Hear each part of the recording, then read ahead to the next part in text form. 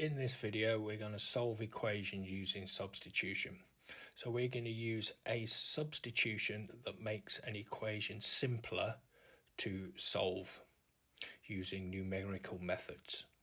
So if we take the first equation, e to the power of 2x minus 7e to the x plus 10 equals 0, I could rewrite that equation as e to the power of x squared minus 7e to the x plus 10 is equal to 0. Now I'm going to use the substitution. I'm going to let y equal e to the x. So therefore, wherever I see e to the x, I'm going to substitute y into it. So I get y squared minus 7y plus 10 is equal to 0.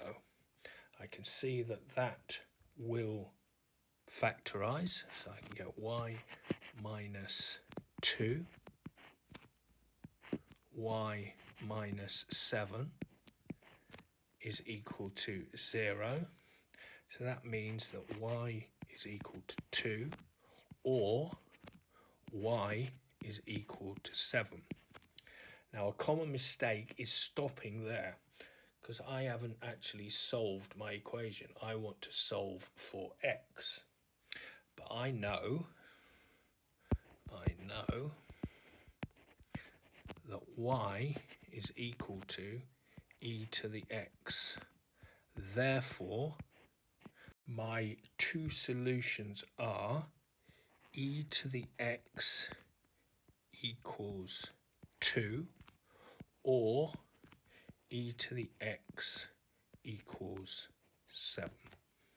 In part B, I'm going to use exactly the same. I'm going to use a substitution, but first I must get rid of the a squared below the 9. So if I multiply every term by a squared, I will get a squared times a squared is a to the power of 4 equals minus 8a squared plus 9a squared divided by a squared is 9.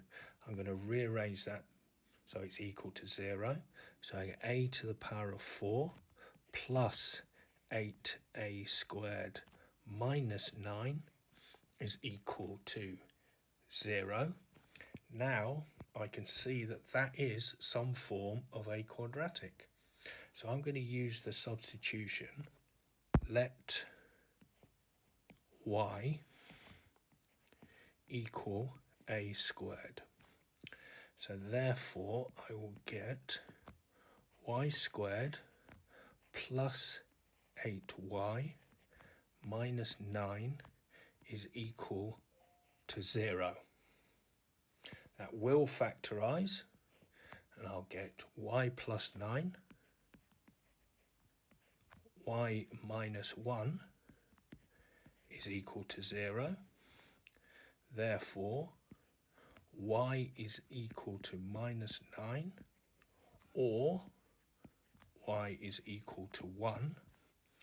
But I know that y is equal to a squared. Therefore, a squared is equal to minus 9. That is not possible. Anything squared is always positive, so I can get rid of that. Or a squared is equal to 1. Therefore, a is equal to 1.